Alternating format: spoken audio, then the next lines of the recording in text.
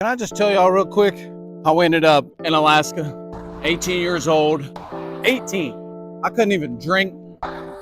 It's about to rain. And I'm still like half a mile away from the house. So, me and the homies in the back of the car, they just picked me up from work. We're sitting in the parking lot of a cash check, like storefront, the Mexicali kind. We're waiting for one of the homies to come back in from getting his money, trying to figure out who's got the pack. You know what I'm saying? Niggas trying to smoke. Back then, you couldn't just drive somewhere. You couldn't go to the gas station, get some diet weed. You couldn't just swipe your debit card. It was hard, okay? I had to use Bluetooth shit. We didn't have Wi-Fi. We had Bluetooth 1.0, dog. That's how I grew up. The fat earpiece, okay? I was on that. Like, who got that? Who got that ZA? We didn't even have ZA. Anyway, I digress. Trying to figure out who's got the pack. Sitting in this car. Nigga comes in from getting his paycheck done. One of my friends piped up in the back talking about who would want to move to Alaska with my sister and me.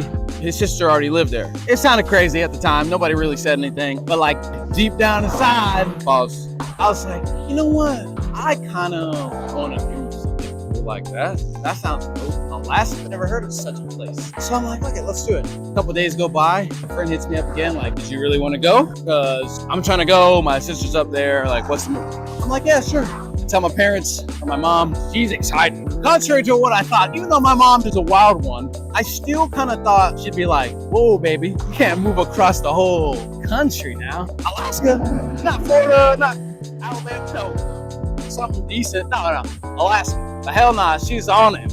She's like, let's go. It'll be awesome. I'll help you pack your bag. Like, get the fuck out, nigga. I looked up the tickets online. It's like $600 for a one-way ticket to Alaska. And I'm like, there's no fucking way. I worked at a movie theater called NCG. If you know, you know. But when I was growing up, that was like the brand new movie theater in town. It was nice. They had free refills on popcorn, free refills on your drink, which is like a weird thing because are you really getting up from a movie that costs like $20 to see now to go fill up your popcorn? Maybe some people are. But are you really eating that much popcorn in a 2-hour period where you need more? I mean, don't get me wrong, I fuck with popcorn. And they got mad flavors. You can put all the seasonings and shit on there, the hot butter. That shit's fire, hell yeah. You need refills, bro? And when are you gonna do it? Speaking of which, before I even worked there, one good thing about those refillable cans is that if you're grimy enough to go sneak around, get one of your homies to let you in, search the trash cans to find the cleanest popcorn bucket. Take it to the bathroom real quick, soap and water, you know, because they're coated in wax, it's gonna be fine. Clean it real quick. Whew. We just got a free movie, free popcorn, and now there's 7 niggas eating out of this one bowl of popcorn. Now we need some refills. Somebody gotta take a L when it gets empty and go run fill it up again. That's how it was. So I work at this movie theater. I make like $300 a week. The tickets are like $600. Somehow I'm blowing this $300 a week anyway. So I'm like, how in the world am I gonna afford a $600 one-way plane ticket to Alaska and have any money to fucking do anything when I get there? But you know how family is. My mom told her mom, she told her husband, and he called. He was like, what's this I hear about actually, RIP Gerald Daly, we appreciate you. You paved the way. You sent us on that one-way life experience, and I appreciate it. But he calls me, he's like, so are you guys really serious about doing this Alaska thing? Well, yeah. He's like, okay, so I'll tell you what, you give me your next 2 paychecks and I'll buy your plane ticket. And then we had like a little bit of change. We could land there with a little bit of money. From there, we pack our bags, you know, get cold feet for a minute before realizing what's the worst that can happen. I mean, literally, dying.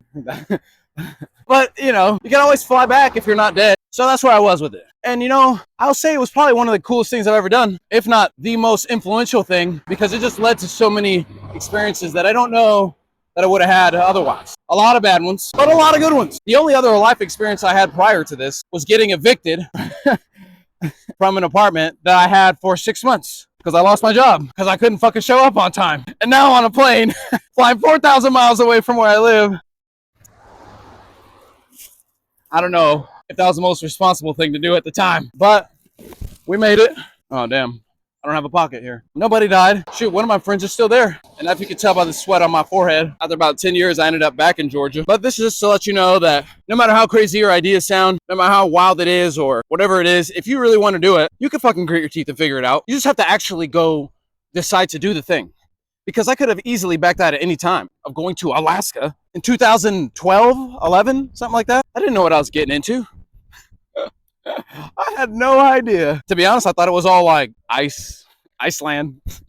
I had no idea, bro. So if you got an idea, if you got a dream, if you got a passion, if you're excited about doing something, but it's scary, good. I would probably say if it's not scary, if it doesn't scare you to think about doing that thing, it's probably not even worth really doing. I'm not saying you can't have fun and not be scared, but decide what you want and go get it. I gotta go back to work though, so I'll catch y'all later.